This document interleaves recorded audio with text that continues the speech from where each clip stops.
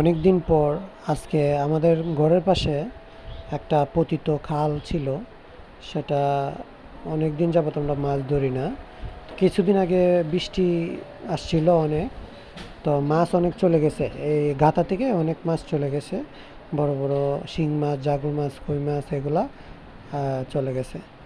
তো আব্বুকে নিয়ে নামলাম আজকে পুকুরে, দেখা যাক মাছ পাই কিনা।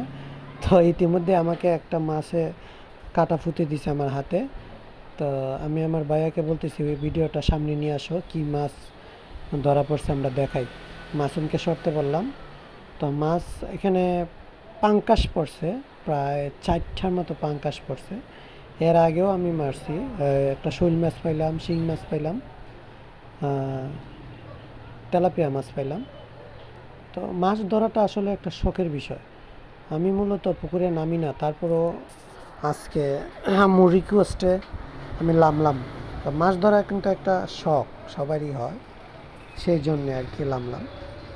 যাই হোক, তো মাছ পাইলাম, অনেক ভালো লাগছে। তো দেখেন,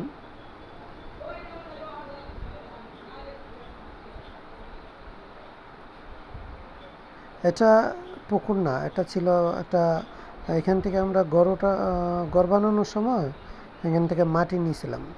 তো এটা এমনিতে একটা খালের মতো, সেটার মধ্যে। হুম,